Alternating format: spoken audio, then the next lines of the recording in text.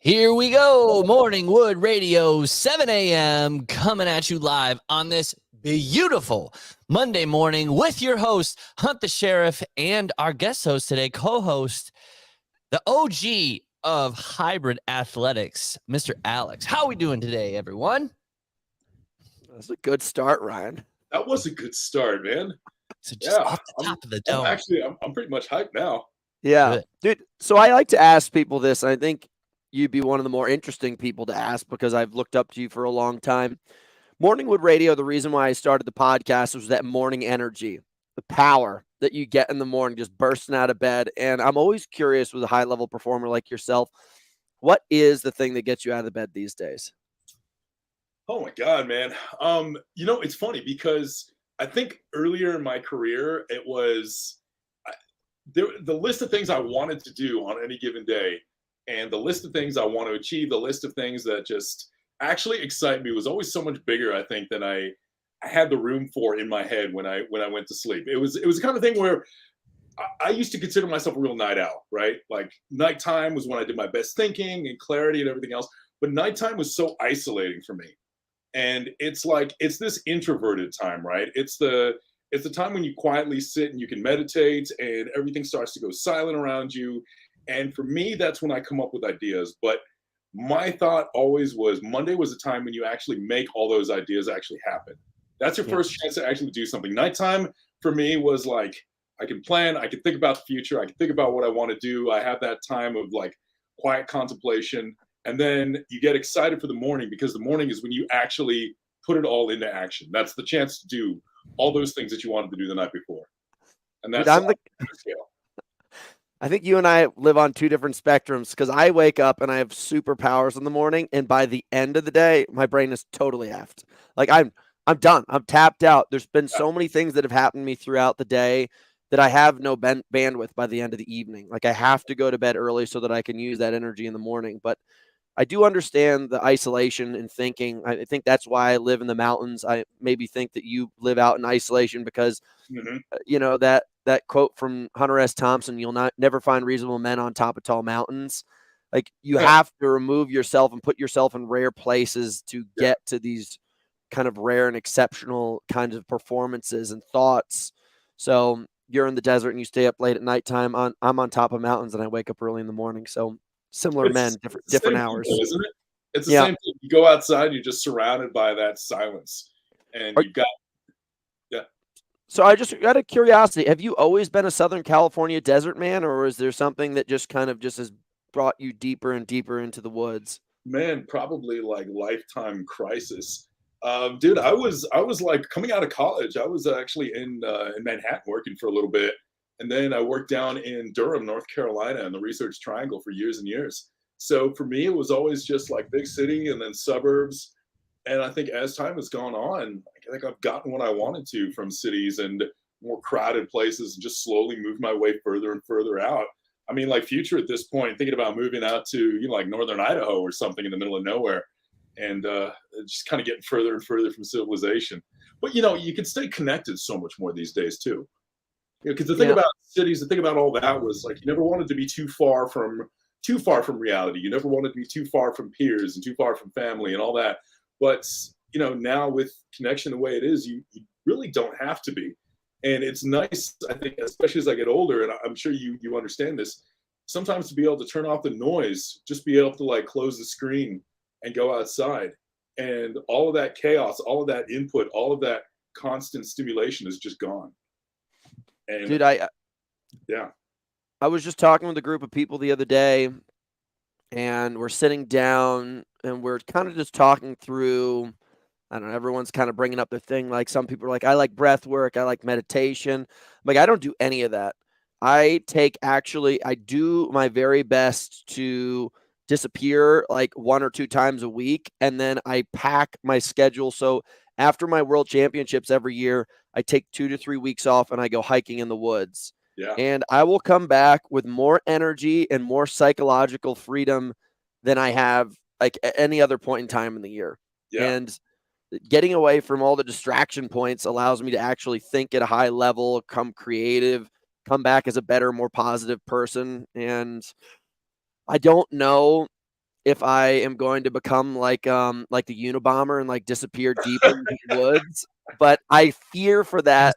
Terrorist activity. Yeah. I don't want to hurt anybody, but I do almost feel like the more I learn about the world, the less I want to be a part of it. It's so funny. Like, first off, I love that idea of just going out, because for me, every Saturday, I just head out to Anza Borrego, to the desert. And Yep. for a long time, it was a routine, especially in the middle of the summer when it's like 1:15 and no other humans out there, because everything's dead.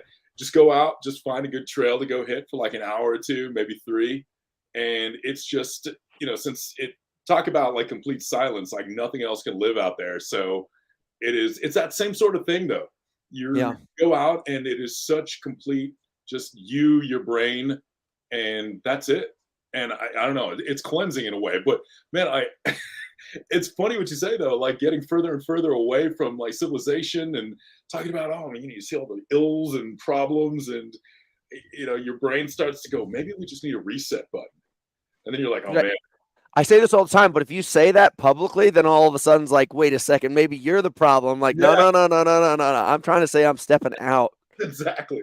I think I would love to just keep on shooting the shit with you because it's easy to flow with you. And I think we have a lot of similar mindsets, but I think we really got to set the tone of who we're talking to here.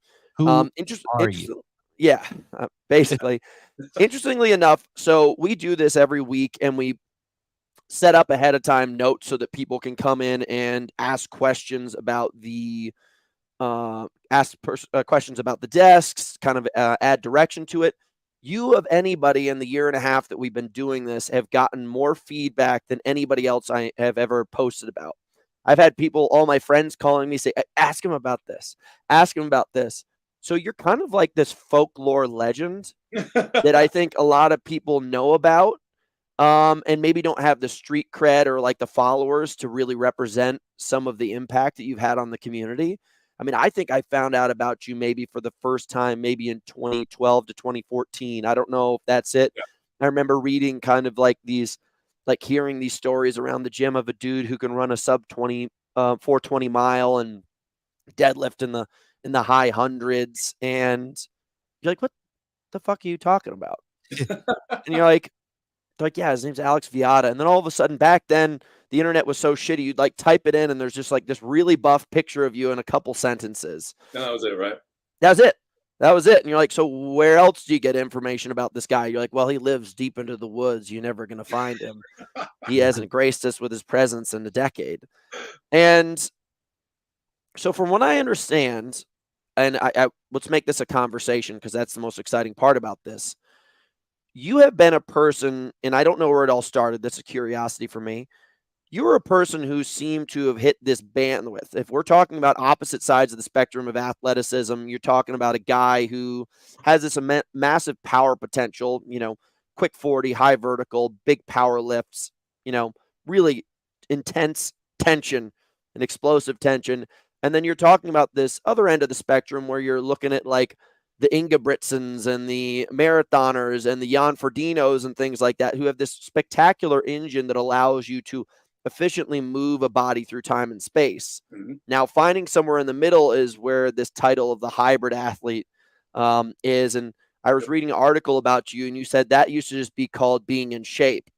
Now it's this term hybrid athlete. And whatever, people need buzzwords to keep themselves motivated. Just to give us some understanding, like where did your journey start and where did you start to refine this and build upon it and then widen it? Well, so my main thing was I was like going all through middle school, high school, like I was in terms of athletics, I was incredibly mediocre at everything, but like universally mediocre. And I think what I always enjoyed growing up was just dabbling in a little bit of everything. Played football, played soccer, swam, ran track, played tennis, played a little bit of lacrosse, played terrible ice hockey. Like was pretty much always just interested and knew something new challenge, new form of athleticism. To me, like every sport, every dimension of athleticism, it's like learning a language. And what was so fascinating about it for me was trying to, dabbling and then mastering some new sport to the point where you felt incredibly good at it. That constant, acquiring new skills, meeting new kinds of athletes, learning what makes them tick, finding new mindsets that get people excited. It's just finding new mountains to climb. And even if you never climb the biggest ones, you never go on to play a sport professionally, you get that exposure to it and you come away from it having learned so much more. So that was my early experience in athletics. So I went to college, pretty much forgot everything. I discovered beer pong, and that was about it. And it's a great sport, man. I mean, talk about like decision under duress. And so came back to it after college. Like I said, gained a bunch of weight, lost a bunch of weight, but I got really just into strength training again. I missed it. I missed just being active. So I got into powerlifting, wanted to get really strong. And at that time, like we're talking 2002, was really, really the whole mindset around strength training and bodybuilding and powerlifting was, this is your sport. All that other stuff you used to do, all the running, all the cardio, all of that was antithetical to it. And you'll never be any good if you do any of that. So for me, the mindset at that time was anybody associated with strength sport had to give all of that up. And I definitely did. And I think as a couple of years went on and as I got stronger and I got better at that side of things, I said, oh, I really got a knack for this. I realized how much I was missing out on that type of athleticism. And, the singular sort of challenge that you can only get from, lung burning, just absolutely turning yourself inside out, like, or even just the zen of like a long, easy run or, going out for a mountain bike ride for a couple hours. Like, I just missed that. Yep. And so I got back into that, and everything at the time from people and colleagues and other professionals was all just doom and gloom. This is going to make you weak. You're going to be terrible at all of it. So, why are you giving up your progress in this? And that was it then. That discouragement, that constant discouragement that just made me go, all right, hell with you guys. Like, I want to show that you can be good at both. And to their credit, at first, they were absolutely right. Like, I did everything wrong. Just try to pile on more and more work. And like you've only got so much recovery, especially if you're newer to a sport. If you just keep throwing it on and throwing it on, you're going to crush yourself. So I did, but then I spent probably years and years trying to find ways to actually make it all balance. And that's where this whole idea came from. The whole idea was as much an outreach as anything else. It was much a, finger in the air at a lot of the establishment at the time that was saying you had to specialize, you had to pick one or the other, or you were never going to be anything approaching elite in anything. So that was kind of where it started, and that was kind of the environment that I jumped into, and really the huge uphill battle it was trying to convince people that this was actually valid, that you could actually do this. So when were some of like your breakthrough moments? Because you had to have had something. Like I remember when I first started training, I dropped out of college. Mm-hmm. I was a cross country runner in high school. I was never spectacular, like regional level guy. And then I went to New York City and I started modeling, and I was like, I saw these pictures and I didn't know that they were editing them all, but I was like, everyone's so ripped. So I was like in the gym constantly, and I'm downstairs, and it was like one of these basement gyms called Synergy, I think on like 92nd and 2nd. And these dudes, like, half the dudes were on juice. You're sitting there. I'm weighing maybe, yeah, he's a thick bastard. I'm weighing maybe 180 pounds. And I'm down there, and these guys are telling me, like, you're doing all this sissy cardio, blah, blah, blah, because I wanted to stay lean and cut at all time for my pictures. And I'd just be out there pounding out miles, but then I'd be in the gym lifting weights. And I was kind of just, the training was kind of redundant. Like nothing was ever getting better. Yeah. And I remember I just was like, always like stuck at like maybe like 185 pounds to 205 pounds on bench. I was always stuck at like the 5 to 450 mile type thing. And it just stayed there and was just like flat for a while. Yeah. For so long. And then all of a sudden, I think my breakthrough moment was, I don't know where I went. I think it was when I went to California, and all of a sudden I picked up the high intensity training book by Mike Mentzer. And that changed it. I was like, oh, wait a second. Maybe I'm doing too much. Yep. And so where was that for you? Where was that shift? Because I was doing it all. I was in the gym. I was working out 3 times a day. where did you all of a sudden go bump, and then all of a sudden you're like, okay, mile time's dropping, weights are going up? Was there a book? Was there a time? Was there an event? Was there a girl? What was the catalyst? I mean, actually, it was actually a girl that challenged me to a 5K that got me really started a lot of it in the first place. But Dude, what that's what happens, dude. You bump into a girl, they can either destroy you or they can build you up. Dude, I thought I was in good shape, and then she was like, "Hey, you want to go for a training run?" And we went for a training run, and I was like, "Man, I feel awesome." And like 200 meters in, I definitely had to fake a calf cramp because I was dying. We were supposed to go out for like 4 miles. I hadn't run more than like half a mile, and God knows how long. And so, so that's where I was like, "Oh man, no, yeah, you go on ahead without me."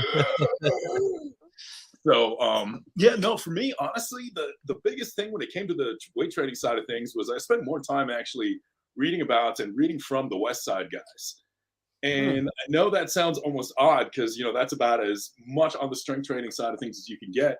But what I really liked was when I was reading the West Side guys and really going back and looking at a lot of their influences, I started reading things like Super Training, Mel Sif.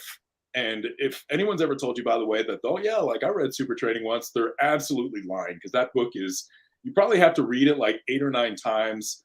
It's a freaking huge book. Yeah, first you read it through cover to cover, and then you realize that none of that made any sense. So then you kind of start in the middle and work your way backwards, and then start in the middle and work your way. Anyway, you got to read a million times. But it's the one with the weightlifter on the cover, right? I think so. Yeah, they've got a couple of positions at this point, but really brilliant stuff. And what I really appreciated about them was their idea that even something as simple as powerlifting, right? Like move big weight, lift off floor. You can break it down into so many different components. You can break it down. You can break down the training into the speed component, into the dynamic effort component, into the maximum effort component. You can look at the way you approach your training and dissect it in such a way that you're looking at the building blocks of athletics. You're looking at the building blocks of performance. And I think rather than just trying to hammer myself against the wall and say, okay, let's just get better at all this, I had to really start breaking it down. And I had to start to think, okay, what is it that makes you strong? What are the different types of training? What is the purpose of every lift I'm doing in the gym when it comes to all the endurance work? What is the purpose of structuring an interval this way? What is the purpose of the long run? What is the purpose of this? What is the purpose of that? And I think just getting really ruthless in cutting out the noise and using that kind of framework and just approaching all training that way, approaching all training as not just looking at it as this huge spectrum of performance, but breaking it down into its component parts and saying, okay, it's not just how do I get better at running? It's what do I need to do specifically to be a faster runner right now? What's that going to involve in terms of what should my training focus be? Why am I doing sessions that don't actually get me closer to my objective? And I think really just a lot of their influence really just tightened up my training, made it a lot simpler. I mean, my whole thing was minimum effective dose +1 on everything, and you'll still progress. Yeah. So, Dr. Tudor Bampa? Yeah. Yeah. So like that, I got that book, and I remember reading about you talking about periodization in this interview that I was reading. Mm-hmm. I think one of the most interesting things that I've ever run into is I don't think almost anybody knows what periodization means. And I think you have a lot of personal trainers, online trainers, people that are just like moving. It wasn't until I found out about periodization that I was able to start to understand like who I am now versus what I want to be, and like almost applying like a belt system to it, almost like I was in a karate dojo. And every single season, at the end of the season, I had to start back at a white belt. And I might have a notch on my white belt this time because I went through it, the system earlier, but I had to do A to get to B to get to C. And if I skipped B, C would be thin and I wouldn't be ready for C really. I may be training through the phase of C, but I didn't do B or I didn't do A or something like that. Was there a period of time where all of a sudden you came up with your own periodization method that was able to create this ability to continue to spread out wide, but also to increase vertically? Yeah, and I mean, a lot of that was building off the old conjugate system, which is, I mean, conjugate is much more of a concurrent periodization, which kind of makes it not periodization if you think about it. But it was the conjugate system and the whole idea of constantly evolving what is, for example, the major lift and rotating through, maintaining all elements of sport performance while you at that time still lean into one or the other. So it was looking at that structure and, a little bit like what you said about periodization. You got to go from A to get to B to get to C. You can't go into any kind of hybrid program and just say, all right, it's time to get better at everything. You have to say, all right, if this is my objective on the running side, where am I honestly as a runner? And not only that, where am I in this new body type as a runner? Say you have an off season, you gain a lot of mass, you gain a lot of strength, you gain a lot of size, your body has changed, your gait patterns have changed, the amount of weight you're carrying around has changed, your VO2 max is probably going to have changed. There are a lot of things that probably have changed. So you're going to have to go through that entire process of redeveloping your running proficiency at your new size or with these new parameters. So it was kind of this whole thing where, for me, a lot of the conjugate periodization was you do want to elevate yourself as an athlete all around, but everything goes up in steps. And I say that all the time. I call it the brick wall. You can't do bricks across this way, then across this way. Like I slowly develop this side of the brick wall, and then I bring this side of the brick wall up. Then I go this side of the brick wall, and everyone's like, no, I want to build my bricks across. And I'm like, it's really not going to fucking work that way. And everyone has such an ego about it. Yep. And that's, I think to maintain that analogy though, and you start just doing it too quickly as well, and quality gets sloppy. You build it up here, you make sure that it's intact. You don't steal bricks from here to put somewhere else either, because that's not going to get you anywhere, even if that looks good at the time. So you get people just, like you said, trying to build everything all at once. And you've got to be able to be willing to hold some things in kind of their current state and establish yourself and establish your athleticism there, and then do something else. And then say, okay, cool. I built this base on this side. I built this strength in the off season I want to build. I built this side. And then now I can focus on this other area. But you can't give half-ass focus to everything. It wasn't until I started working with Poliquin, this is years ago. I started reading about it, and then I started working with him. He would consult with me, and basically he had me take 6 weeks off of all cardio completely. Oh my God. And I went in my strength. I just went boom. I completely made this leap. And right around that time, I broke the 500-pound deadlifts, like all these things. And I had no clue. The reference point that really inspired me to work with him was there was this topic where he started working with the Nordic skiers in Canada. Mm-hmm. They had never been on the podium before.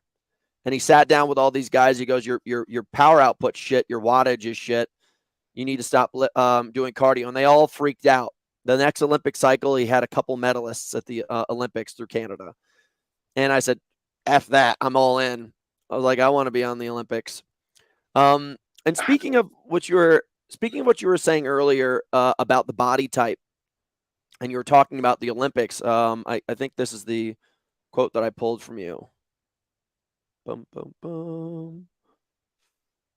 You mean like if someone said, I want to go to the Olympics for 3 different sports, and you laugh? For the first time, the first limit we put on people, we asked them is, what is your body type? So about 2 years ago, I was like, you know what? I'm done with high rocks and all this kind of stuff. I think I really want to go to the Olympics in something. The first thing I had to ask myself is, like, if I have to look at my body and put myself in any of those sports, which ones could I go with? Yeah. I think that's something that people need to hear. You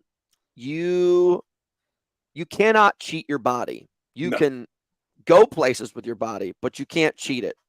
I'm not going to ever be a shot putter. I don't think like my femurs are dense enough to transfer force through my thighs at a such and such. Like, it's just not. And and same with, if you look at my body type for the 1500, you and I are never going to do anything in the 1500. Mm-hmm. But I think that so many athletes need to look at themselves and then start to build off of the avatar that they have. Yeah. Like, everybody starts almost like in a Dungeons and Dragons type world. Like, if you have the body of a bard, you better pick up a guitar. But if you have the body of a barbarian, like, go pick up a barbell. You have the chance of becoming like an absolute savage. Yeah. I remember seeing pictures of you back in the day when you were quite young. Like you definitely did not have the body you have now. What was your like biggest chunk of your transformation? Was it the food? Was it the lifting? Was it just time under tension and decades of such and such? Like what was it for you? Yeah, honestly, man, the so when I was younger, when like I said, when I was high school, I was always kind of just very mid physique. I was never super lean, never super fast, never super strong. But I think I really did discover that, like later on in my career, I was definitely much more on the strength side of things. Like that was, I did put on muscle pretty easily, but never massive amounts. I would never be a bodybuilder. All my attachments are completely wrong. Like, short muscle bellies, really good for power, really good for explosiveness. Absolutely look terrible for bodybuilding. I'm never going to be, same thing. I also carry too much mass. I'm never going to be a marathon runner or anything else. When I started training seriously and was training like a bodybuilder and just, thought I could just do endless long sets and all that, I never really got anywhere. I think later in life, actually, when I started getting injured more than anything else, injured from a high volume approach, injured just from doing way too many lifts that I thought I was supposed to do. Honestly, it's when I got lazy, man. When I got kind of lazy and said, okay, I got to stop doing movements that hurt. And I think there was such this conceit that if you want to be a strength athlete, you got to do this movement, you got to do that movement, you got to do a barbell squat, you got to do this. And people get very caught up in that. I think people get very caught up in thinking that they have to train one particular way to look or perform the way they want to perform. And rather than addressing, and this is kind of something I get into with my clients, rather than addressing the athlete in front of them, which is themselves, they're addressing the program that they think the athlete needs. And it's like, you've got to work with the athlete you've got. And so I started looking at myself and I'm like, all right, man, this particular movement always bothers my shoulders. That's holding back my shoulder development. That's holding back my strength. Why does it bother my shoulders? Is it that I'm not doing it right? Or is it that it's just not a good movement for me? Yeah. And I think that's it. Like approaching myself as the puzzle to solve, and again, facing the athlete in front of me, which is me. That's when I started actually seeing significant changes. Yeah. I almost never squat. I will squat to a box, and I will do box squats, especially in season. In off season, I'll do things like 20 rep back squat programs and things like that, but I take out almost all running and endurance alongside of it, and it allows my thighs to actually put the amount of effort in that it takes to get improvement in that area. Mm-hmm. And then it doesn't I'm not double wrecking my quads through running and biking and all that kind of stuff. Other than that, I completely vaporize it from the program. And I'll get people on the internet that shit on me, like, you can't squat to parallel, so on and so forth. And it's really interesting the amount of ego that goes in for people towards certain kinds of lifts and performances. Like I lift out of power racks all the time. And for me, I don't know if you've ever run into this, but the difference between being a gym goer and an athlete hasn't really been differentiated on the internet. And in like a strength training coach, like you may understand it fully, but other people are just like, well, I saw Chris Bumsfeld benching, so I think I need to bench. I'm like, well, that's a bodybuilder. Yeah. That's a bodybuilder. You don't need anything. You just need your body to be able to hold tension. And you can do that through many different ways. The arbitrariness, I think, of lifting in general is always one thing that's gotten to me. It's funny. I was just even having this conversation yesterday with somebody. There's such conceit about what a particular movement should be, or how particular people should lift, or what counts as this, or what qualifies as that. Like, don't get me wrong, I love the sport of powerlifting, but there are more ways to move a barbell than in a powerlifting movement.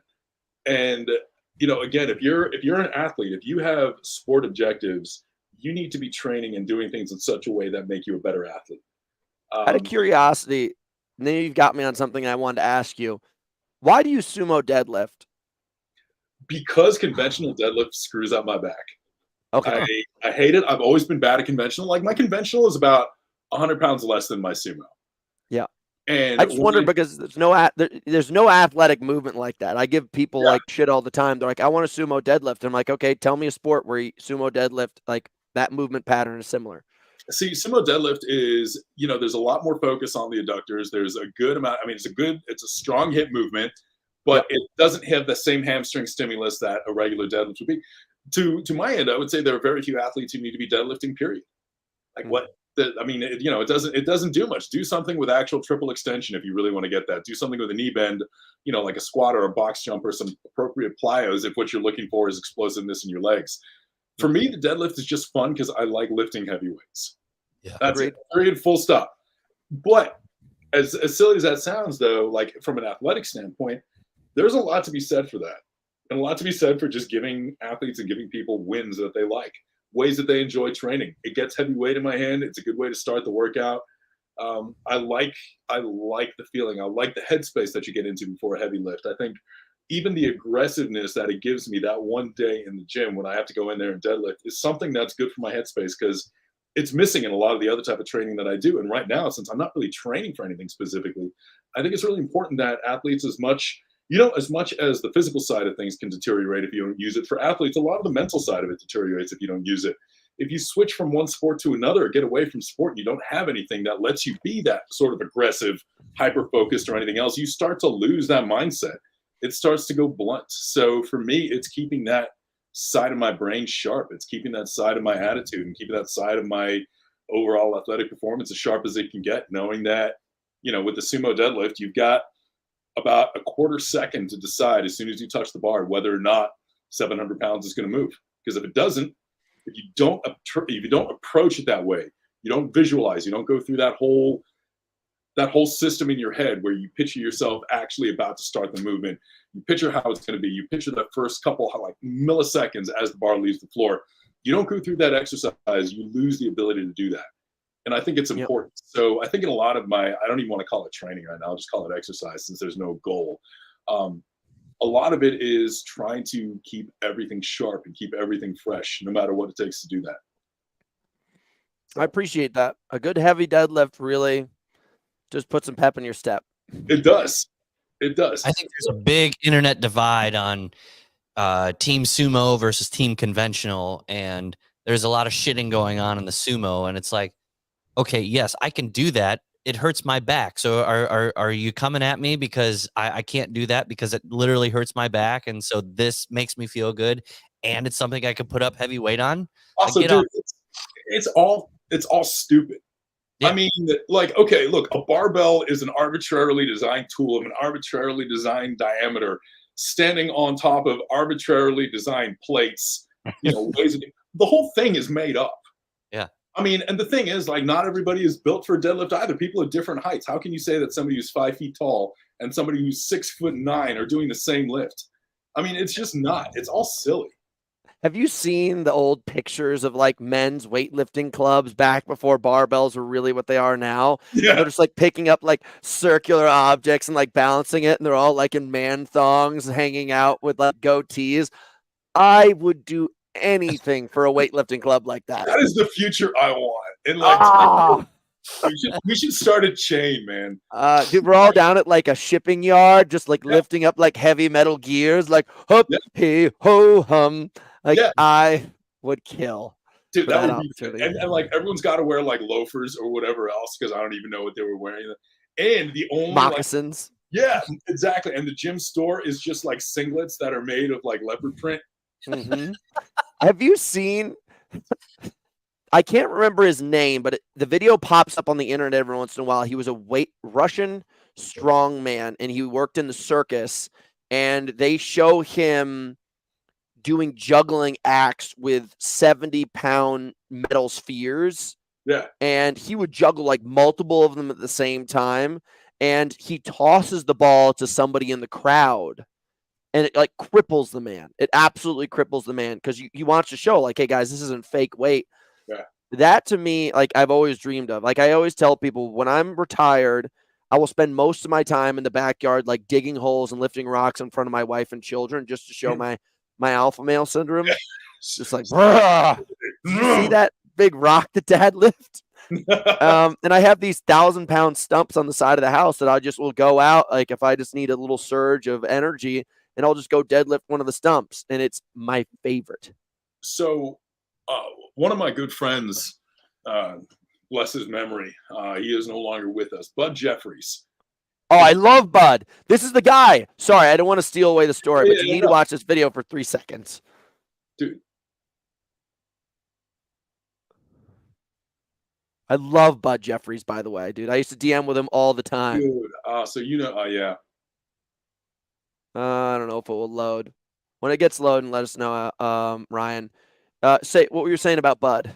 Bud, man, what I always loved about Bud was Bud realized that sport and strength sport especially was meant to be about spectacle. Oh, here we go.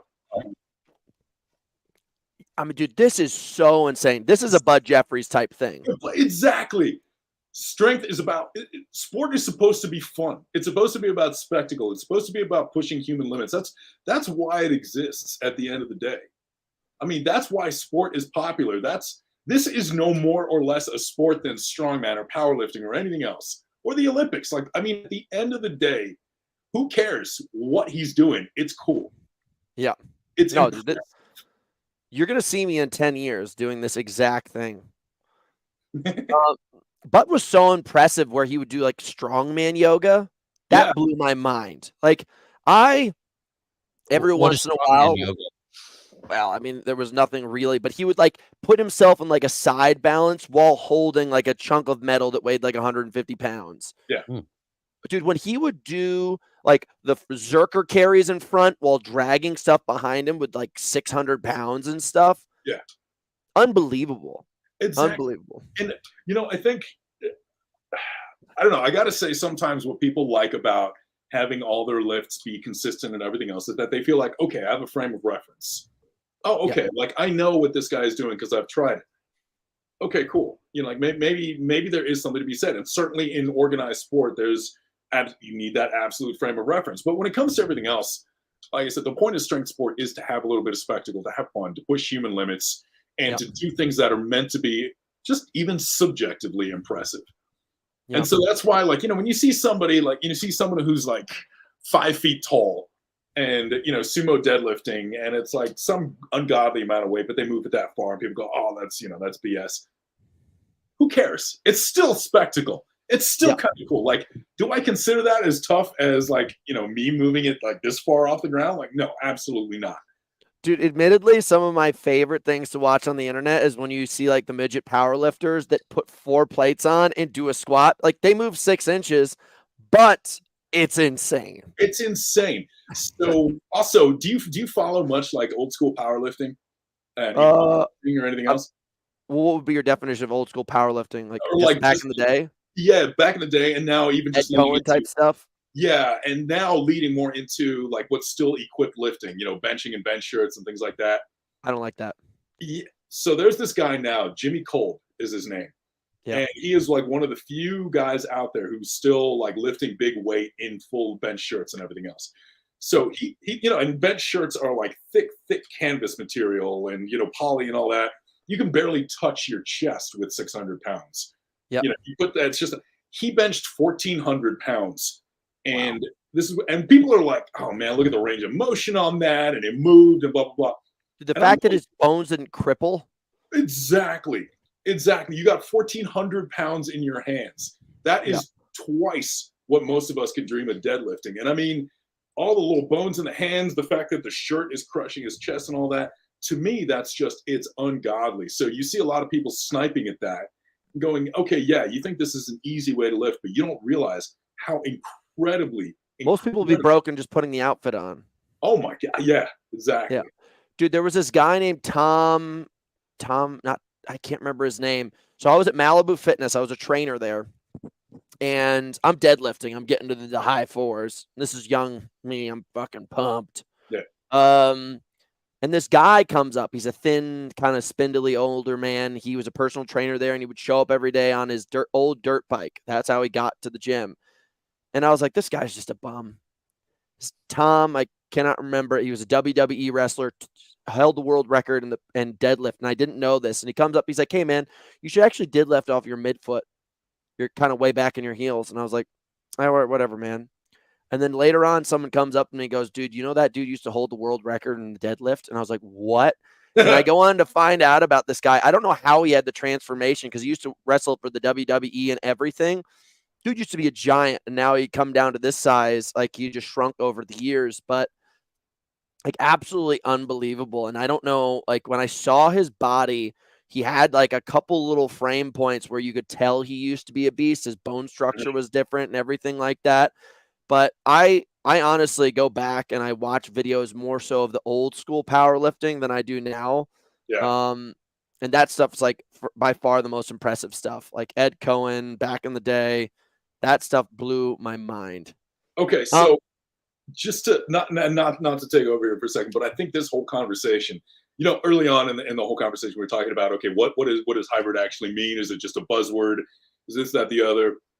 I think to me, this whole conversation just kind of articulates it, though, is being able to speak the language and understand strength sport, understand endurance, understand this entire spectrum, and appreciate and respect the types of athleticism that goes into each of it, and appreciate and respect what it takes to actually excel at it and have enough exposure to it that the frame of reference, the field you're jumping into. And I think that's the big thing. It's not just, and we can get more into like what we actually think defines a hybrid athlete, not just a hybrid fan, but I think it really is understanding what it takes to master any one of these parameters and what it takes. It's not just dabbling in a little bit of everything. It's not just saying, hey, you know what, I lift and now I just got on an exercise bike. Am I hybrid? Yeah. It's actually saying, all right, I know what the absolute elite ragged edge of athleticism is in each. I know what it's like to work for that. And I've shown that I can actually put this together and try this and succeed. Is everyone back? Yeah. Okay, cool. I think your satellite thing went out, but I get where you were going with this, and let's just go into it. But by the way, the guy's name was Tom McGee. You got to look him up. Yeah. I don't know if you remember Tom McGee, but that was the guy who came up to me, and I feel like a dick to this day because I totally wrote him off. But I think, so the reason why I wanted to contact you is because I think almost this is not going to happen. But if you had like a council or like a board of hybrid sport, you would be one of the people I'd consider to be on that board, like 100%. You sit down, we have got like 5 members of the board, and all of a sudden, if there's an event coming up or some kind of competition, the Olympics of something, you could now all of a sudden we could all weigh in and say, hey, listen, like, well, there was this level of performance and this kind of test and this kind of endurance. What does that really mean? And I guess like when it started, you said it used to just be called being in shape. It's like, and now like what used to be kind of like the decathlon, which was just like, can you run, jump, lift, throw, or not even lift, like just throw, now is spread into this open space of, can you marathon? Can you triathlon? Can you power lift? Can you such and such? And it's spreading so much. And I really want to know from somebody like in your standpoint, it doesn't seem like you're competing anymore. It seems like more you're on the advisory standpoint of coaching, educating. How do you define hybrid? Because I know you wrote a book. But like, how do you define hybrid? Has it changed since you wrote your book? Have all these new events that have been popping up and new styles of athletes, this new internet era of just like feats of athleticism and strength and everything come up? Like, where's the seed for you in this? And where do you consider the ceiling to be? So the whole idea behind hybrid athletics and what differentiated it from just, again, sport, like, back before this, what would you have considered a rugby player? What would you consider a rugby back? They're pretty strong. They're fast. They got good endurance. Are they hybrid? No, they're a rugby player. I think the idea behind hybrid, and to me what still differentiates it, is an athlete who is developing parameters of athleticism that don't explicitly support each other and competing and or partaking in different sports. So if you have an athlete, the two sports are going against you. Like you wouldn't necessarily say like you could do basketball and football, like high school athletes, but you're talking about sports that are direct competitors of each other. Like you would only do one or you would only do the other. There's not like a crossover. And as a hybrid athlete, you can do that. Exactly. So you're an athlete who will go compete in a triathlon, in an Ironman triathlon, and then you will go compete in an OCR event that has a heavy strength component, or you will go compete in a powerlifting meet or something else. So you're actually training for these two things. And arguably, if you had just gone all in 100% training for one of them, it would have been significantly easier. Yeah. And nobody would have objected. Everyone would have said that's smart training, because a hybrid athlete, basically, you are concurrently training and improving in two events that don't support each other. Yeah. And that's been the crux of it. But out of curiosity, I'll pose it to you this way. So the greatest athlete in the Olympics is the decathlete. They say the greatest athlete in the Olympics is the decathlete because he or she is doing so much. Mm-hmm. Now, just to maybe create some direction and define things, is there an event or any combination of events that you would say is like the version of that? Like, I would say if an event like High Rocks had heavier lifts in it and had some heavier implements, that would be about as close as we could get right now. Because what I really appreciate about that format is that it deliberately, like, you have so many different body types and athletic backgrounds that come into it and excel, that in and of itself makes me go, aha, that's interesting. Because you have Chris from an ultra running background who's out there, like qualifying for, getting into the Barkley marathons this year. And that's like somebody who is a complete, like, that's the end of the spectrum that they come from. And then, like I said, on the women's side, you've got, who's it, Jacoby, who comes from like world record. Yeah, powerlifting background, or has done powerlifting recently. So, like, to me, and I just know the women's side better because of Ariana. But it's the same thing on the men's side. Like, you get individuals from like yourself. You come from a lot of different backgrounds. You come at it from a lot of different angles, and you find that you can excel. And you're going, all right, this is interesting now, because you have it's not just the same profile that excels over and over again. Yep. You have athletes with different emphases. Like, to me, again, like something like a High Rocks with a greater strength component, I think would start to embody it, where you can't have a weakness in your game. Well, I tried to convince them when I first initially got involved. I said, listen, I know that you guys really have to push this initial initiative, like this original one, to make sure that you guys just get it off the ground smoothly. But I was like, you should come up with a High Rocks X. I was like, you need to get that with like the X factor. Like, you get there and there is a tremendous amount of force that needs to be exerted to accomplish this task. Like, But and what's that? Yeah. I think that'd be spectacular. And it's interesting where I'm at least at the point where I'm probably a couple years from ending this whole thing for myself. Like, I don't want to be one of what I call those bad dads, the dudes that are just like never let go of competing. And I put all my eggs in the basket of High Rocks. I said I was ready to drop out and go towards the Olympics. And I saw, I did. I let go. And then all of a sudden, in the shore. A qualifier that I was going for, I was not able to compete in. But basically, I recognized, I was like, okay, so this is having this uptick. And I believe if it's ever going. Yes. Zoom freeze. Come on. We got it. Come on. Fight there through. was Fight through. Stuck on at least. Come on, bud. He'll be back. You're frozen. Elsa got him. That took me a second. Should we remove him? Come back? He's got a training camp going on, so I think there's like 6 or 7 people staying at his house, and they're all sucking off the lonesome Wi-Fi. Off the TV's Wi-Fi. Oh, there we go. Oh, it's just us. All right, just us, Alex. Hey, so man. Where'd you go to school? I went to Duke University for undergrad. Really? Yeah. Durham, North Carolina, man. It was a huge game over the weekend. Yeah, you know what? I don't even really follow Duke University sports as much, believe it or not, man. I guess I got burnt out on it.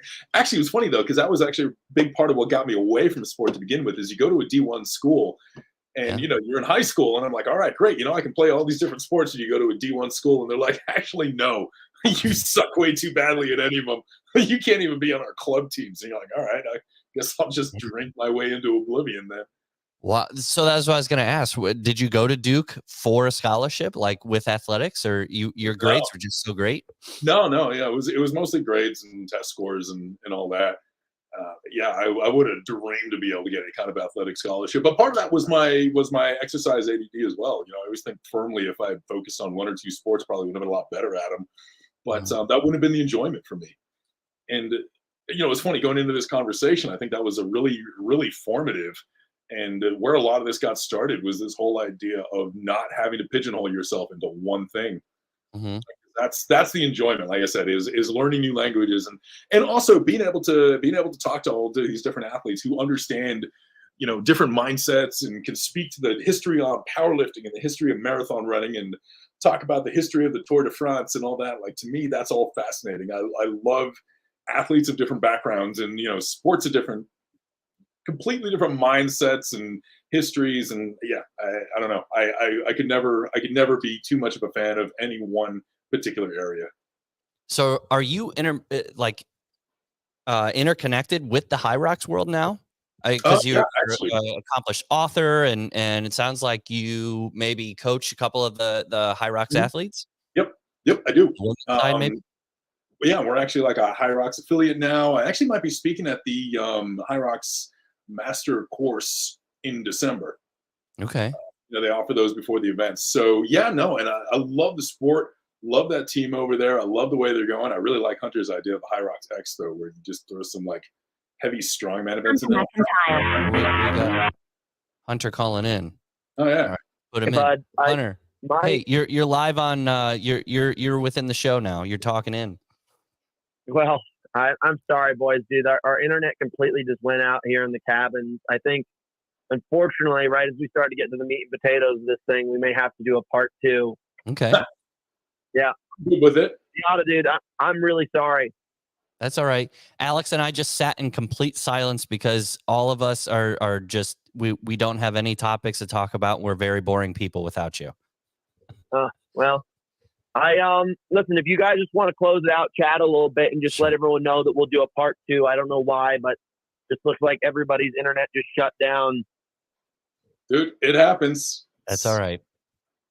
I'm sorry, guys, but Alex, dude, you're an absolute legend, man. I think we do deserve to have a part 2, man, because honestly, there's so many questions we had. You were the most popular person that we've ever asked about. So I have freaking dozens of questions that people want to know about your mindset and approach. So I'm sorry, brother. Tell you what, man, let's just, we kind of laid the groundwork. We talked, we shot the shit about some stuff now. We can just kind of dig into it next time. Yeah, for sure, brother, man. Thank you so much for your time. Absolutely, brother. Get that internet. Don't get that internet sorted. Go outside. Hell with that. You're in a nice area. Go chop some wood. Yeah, go chop some wood. Talk to you soon, dude. Have a great Monday, dude. I'll be in touch. All right, later, guys. Bye. Bye. All right, Alex, where can we find you? You're High Rocks coach. You're accomplished author. Is your point of contact Instagram only? Do you have email? What's your website? So I think that's part of it. I'm not that easy to reach. Instagram, I'm always on Instagram, just alex.viada, and there's like contact forms to the website there. That's the best way, man, is email. I'm still really bad about this. I don't have a YouTube channel, don't do any of that really. I think honestly, man, for me, so much now is just like heads down, working with my own clients and trying to focus on educational stuff. And that's why I, sometimes have a smaller internet presence, I think, than I probably could. But that's the best way to reach me. And I will actually, like I said, be speaking in December. And I got a couple other little engagements coming up. All right. Is that one of the High Rocks affiliate gyms in the US or in the UK? I know they're huge over in the UK with High Rocks affiliate gyms, and we're slowly growing in the US. Yeah. So, I mean, it's going to be actually at the High Rocks race, I believe, right beforehand. Okay. They usually November have is Chicago, Navy Pier. Yeah. That one. Yeah. Well, then I get to meet you there. I'm doing High Rocks doubles. Are you really? Yes, sir. Awesome, man. Awesome. So, right. When you actually, how long have you actually competed or done High Rocks for? I got in. I found out about it in 2019, and I competed at the end of the year of 2019. Then 2020 was all of COVID. I had signed up for it, but we were pushed back, I think 2 or 3 times. But all in all, I've done doubles. I've done singles.